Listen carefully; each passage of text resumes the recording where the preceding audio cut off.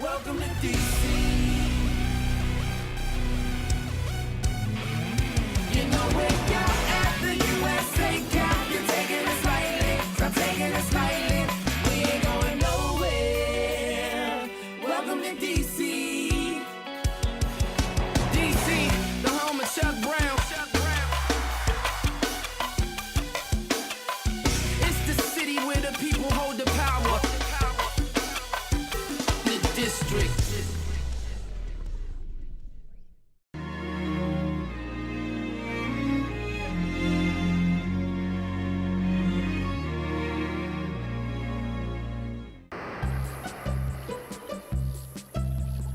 Easter Market's awesome. There's a ton of fresh produce. It comes from local farmers, and you get to talk to the people directly who grow your food, and you know where your food comes from.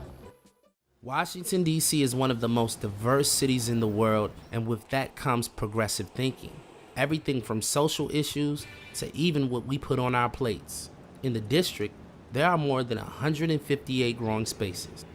The city is ripe with local produce, and interest in urban gardening is blooming. And I planted beets that are a lot of different colors. My name is Diane Roberts. I'm the secretary of Melvin Hazen Gardens in Northwest. We have approximately 280 people on the wait list, and the last person who received a garden for this 2015 growing season received the garden in May 2015. She went on the list in June 2010. So people have to wait 5 years to get in our beautiful garden.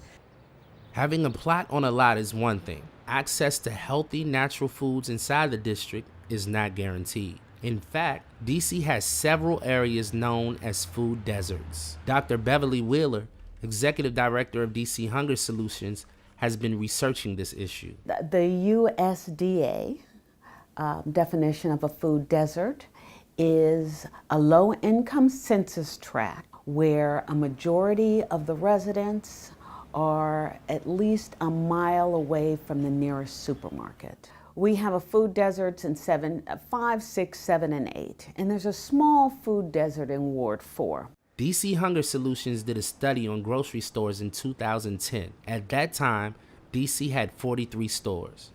As of 2015, the district has 49. With more on the way. Some would think that's really exciting. Yay, we did what we wanted to do. No, it didn't work.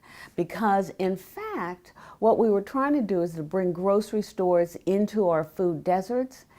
In Ward 7, they actually lost grocery stores. So they had 3 grocery stores before, and now they have 2. In Ward 8, they had 4 grocery stores, and now they have 1.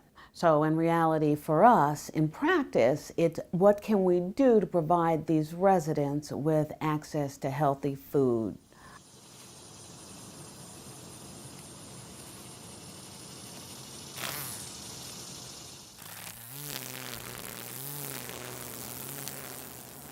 Gail Taylor of 3 Part Harmony Farm may have her own solution.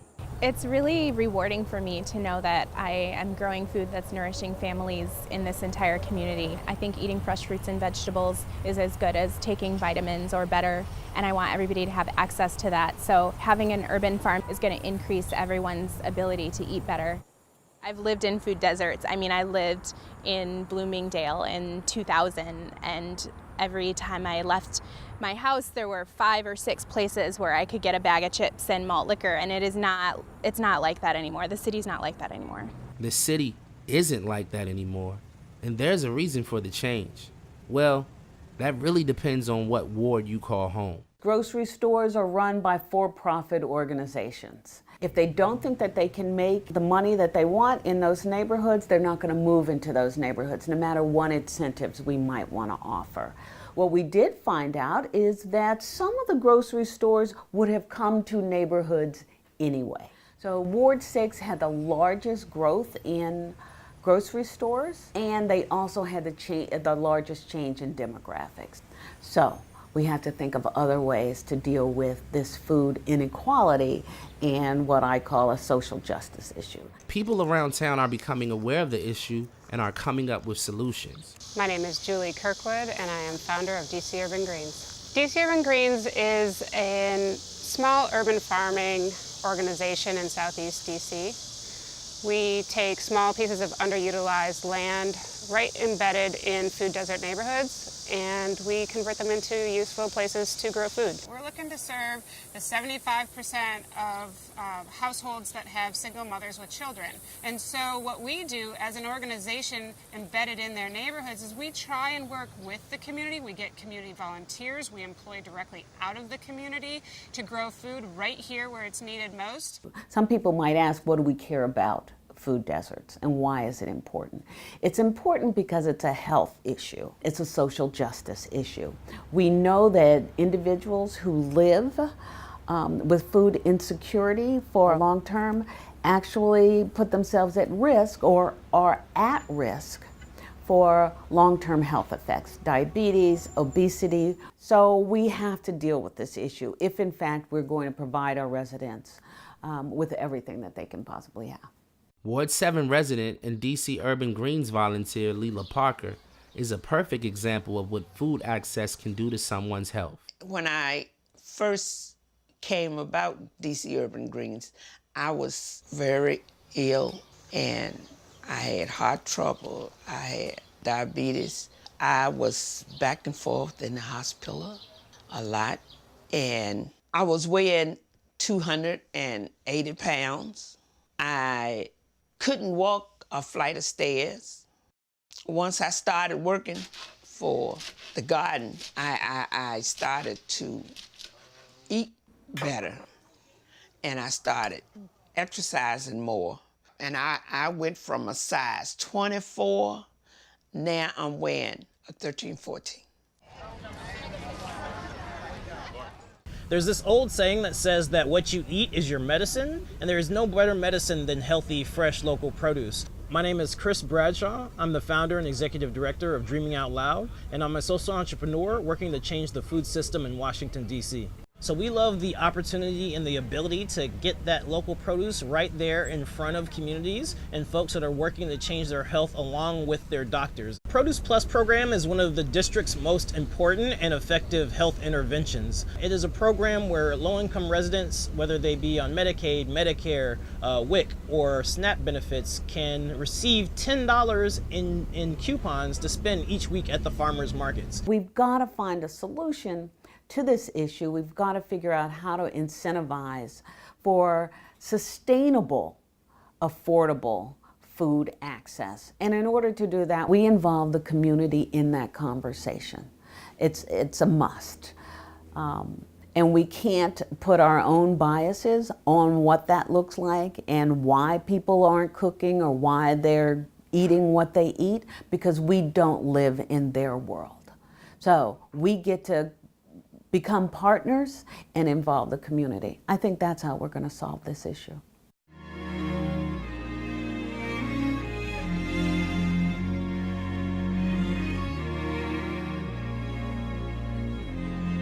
I'm Mike Leonard, and I'm the founder of Taqueria. So we opened in 2010, late summer.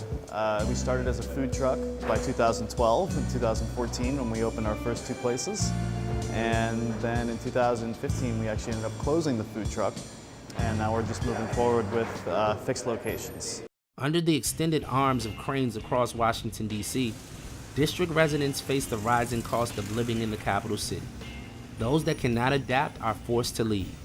What most people don't consider is the effect this has on small businesses. Waves of investment have pushed local store owners out of neighborhoods that were once edgy and neglected. Some budding entrepreneurs see the trend and defer their dreams. Others, like Jonas Singer and his business partners, are coming up with a sustainable solution. Union Kitchen is a family of businesses that work to create a food system to provide a platform for the growth and entry of local and regional food businesses. So our business incubator is a large commercial kitchen where we take care of all the facilities as well as support folks through catering and distribution, through marketing, consulting, and lots of other services to support the growth of businesses. We really drive businesses into their priority areas, which allows them to grow, which is not only great for them, but it creates jobs, it creates culture, and it really builds the city that we all want to live in, which is our core mantra. The need for Union Kitchen really stemmed from our own experience running Blind Dog Cafe. Blind Dog came along primarily because my business partner Cullen was working jobs he really didn't like, and I was getting fired from jobs that apparently I wasn't very good at. And so we made the decision to try and open something for ourselves. I met Darnell basically just by frequenting his bar. I would go hang out because I, liked the place. I'm good. I'm making crab cakes. The best. Good The to best see you. in DC. Good to see you. Hello, I'm Darnell Perkins. I am the owner of Darnell's. Is there anything else we need before we get this party going? I met Jonas and Noah at the time, probably 6 months to a year after I had opened. And because I knew the area was changing, and in most cosmopolitan areas or urban areas that are chic, of course you need a coffee cafe or coffee shop. When they approached me about the situation, of course I thought that would be an excellent idea, not knowing that, the bar business would be so taxing. Can somebody come help me, please? Just one person help me. Mounting complaints from old and new residents in the neighborhood put Darnell's bar business in jeopardy. But with Jonas and his business partners, Darnell could build something unique and keep his doors open to the community. So they told me what they wanted to do, and like any roommate situation, you have to get used to your new roommate, especially when you're used to living alone. So change a few things around, and it's worked out. I remember when I first started how difficult it was and how hard it is actually in the entrepreneurial restaurant, cafe, bar business. No, it's not easy to own a small business in Washington, D.C. Just think about residential rents in Washington, D.C. And especially in an area like U Street, Florida Avenue, an area like this, you are in a high rent district. When you think about it, we've helped each other to pretty much maintain and sustain in an area that is, like I said, it's, the rent is high as hell. It's a high rent district. In areas like downtown and Chinatown, local entrepreneurs can't compete with national retail and restaurant chains because they cannot afford the high cost of leasing space. We were expanding Blind Dog. We realized, one, it was very hard to find a kitchen production space, but two, it was really hard to understand all of the other things we had to do to grow a business. And so the need for Union Kitchen was really us just solving our own problems and then realizing we could solve a lot of other people's problems at the same time. One of Union Kitchen's early members, District Donut, benefited from those lessons learned at Blind Dog Cafe. My name is Greg Mena, and I'm one of the co-founders of District Donut in Washington, D.C. District Donut was born out of a very simple idea, and that idea was just a better donut, a gourmet donut. When their chef, Christine, began experimenting with donut recipes, she worked out of her home kitchen. But as demand increased for their donuts, she outgrew her cooking space. So when I walked into this first kitchen and I saw her standing there with tears in her eyes, not because she was upset, but because the fumes from her tabletop fryer were getting to her, I said, Christine, what's going on in here? Why are you doing that? She said, doing what? I'm just frying donuts. I said, this is not okay. We have to find you a real kitchen. So when we moved into Union Kitchen, obviously they had never had a donut-specific and kind of donut-centric or donut-only business. There aren't many of those around. And so we were a new thing for them. And they said, look, we'll work out a spot. For the year that we were at Union Kitchen, she was constantly working overnight as we were working during the day to take her work and bring it to people and introduce the world to what she was doing. And so in that time, she was figuring out better and faster ways to speed it up as much as possible, but also just continuing to perfect that recipes. As the positive reviews rolled in, they started gaining traction. Eventually, they opened a storefront on Barracks Row in the Capitol Hill area. In a city described as an unfriendly regulatory environment, the founders of Union Kitchen untangled the red tape and offered guidance.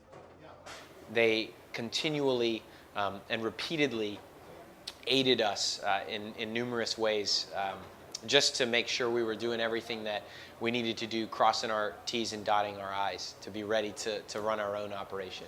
Since its inception, About 150 businesses have grown out of Union Kitchen.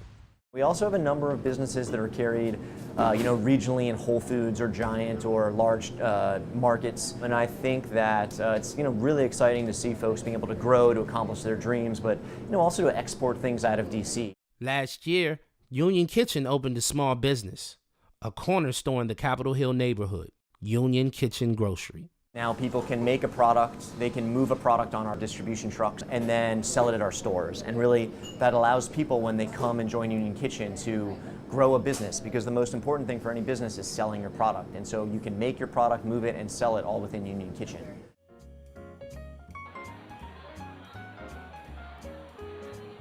Their dedication to supporting food entrepreneurs is part of a much larger plan they have for the district. We hope to forward the culture of the city, I think, by, letting the people of the city do it by themselves, for themselves, in a way that's reflective of our communities. We've had, over 20 businesses now come out of Union Kitchen and take over space in Washington, D.C., and that really means that we are starting to capture opportunities that 10 years ago were going to national businesses. Now these businesses are being opened by our neighbors and our family, and the money is staying here and going to our neighbors and our communities, and that really has a major cultural impact, and that's certainly the bottom line of what we want to accomplish.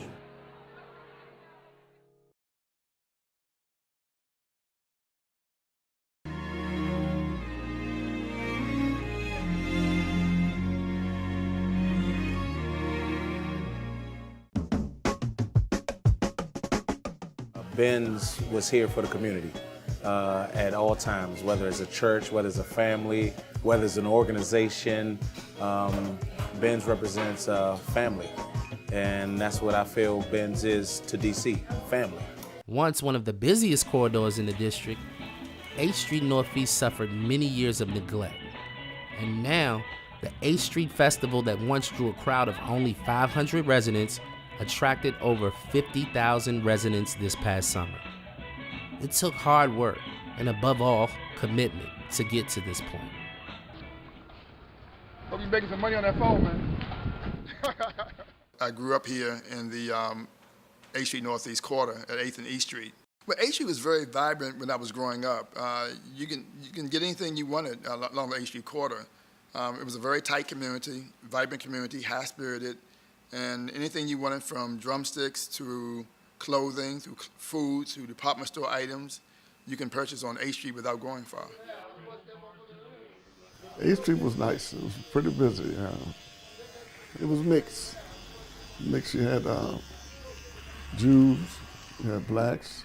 The Greeks had all the restaurants back then. And the Jews had most of the liquor stores and 5 and dime stores. And blacks had the barber shops, beauty shops, and mom and pop stores back then. Martin Luther King Jr. was killed tonight in Memphis, Tennessee. I remember it very well. Riots in '68. I just got my first shot in 1968 in April. And two or 3 months after that, they had a riot. And they burned and tore up everything, looted. It was like a dark cloud over this city. We went down that day, and there's 2 things that stand out in my mind. One is that my childhood friend, Vernon Marlowe, basically, I remember him going to a store, and the store burnt, and he basically never came out. I also remember the smoke. You can stand up on 8th and East Street, and you can watch down to 8th Street, and you can see the smoke.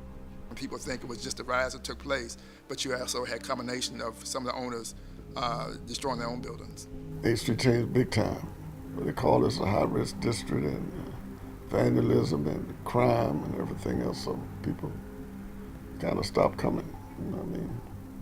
Wasn't nothing to come to, really. All the stores burned up. Only thing standing was like the pool room and barber shops and beauty parlors back then.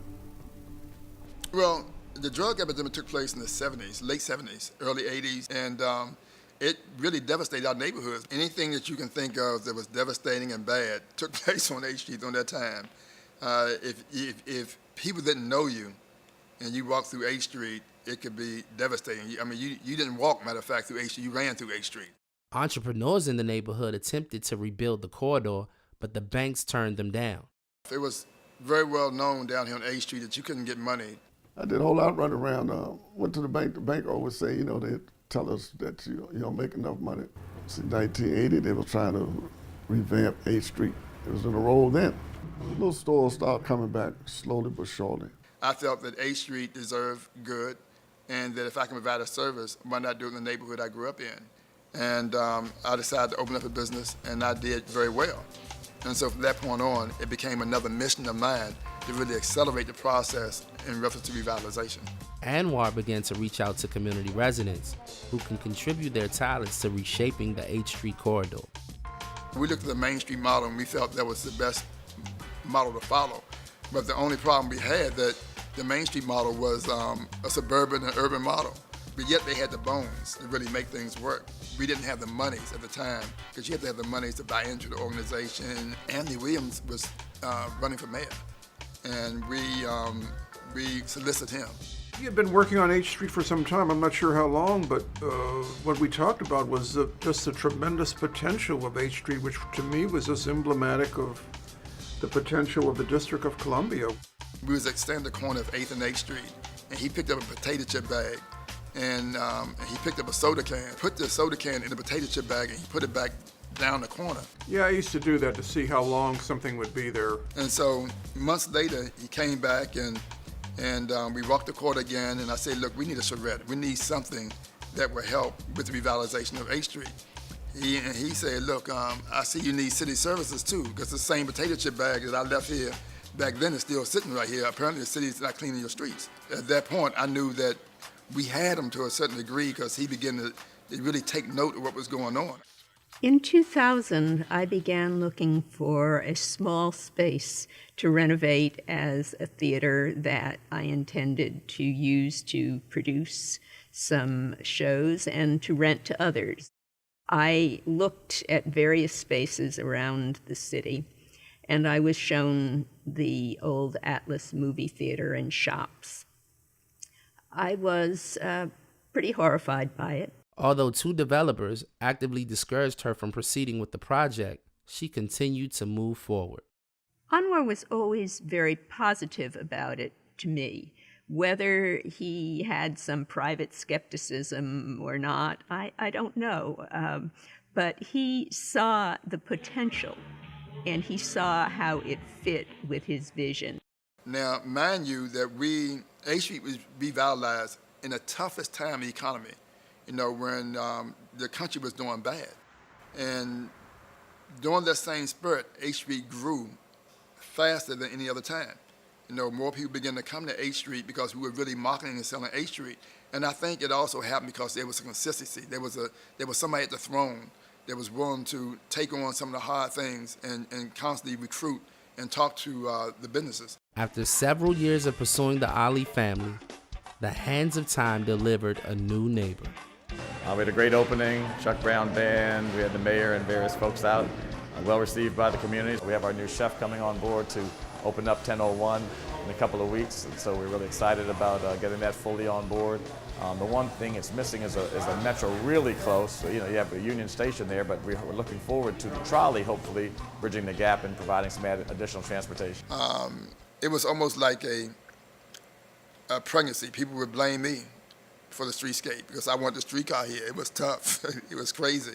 I believe that we are doing the right thing with the streetcar, and I think that a strong city is a city who have multiple modes of transportation, and they need to all interconnect with each other. So these new buildings, these new clubs, and next to no man, there's all in here. It's like waking up and seeing something different right in front of your eyes, You know about various mayors, but Mayor Bowser, but Anwar Salim is my mayor of 8th Street. 3, 2, 1, When the Atlas had its grand opening in November 2006, when all the spaces were opened, I felt an unbelievable excitement and hopefulness. And I remember Anwar Salim walked in and he said, "This is ours." And I thought, yes, we did it. hard. My job was to really push the envelope hard because I want to see this in my lifetime. We went through some hard challenges, but we met those challenges, and today you see a great 8th Street, and 8th Street is still basically a shadow of what it is going to be.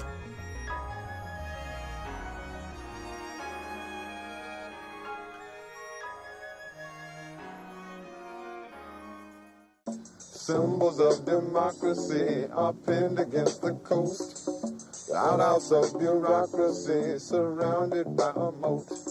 Citizens of poverty are barely out of sight. The overlords escape near evening, the brothers on the night. Morning come and bring the tourists straining rubbernecks. Perhaps a glimpse of the cowboy making the world a new respect. It's a massive irony for all the world to see. It's the nation's capital, it's Washington, D.C. Seemed to me, spent a lifetime, late one night, up on 14th Street. Made me feel always the right time, 'cause them people sure enough be loving me. Didn't make but one, second to none. See, it's the nation's capital, it's the nation's capital, it's the nation's capital, it's Washington, D.C. It's a massive irony for all the world to see. It's the nation's capital, it's Washington, D.C. It's the nation's capital, it's the nation's capital, it's the nation's capital, Washington, D.C.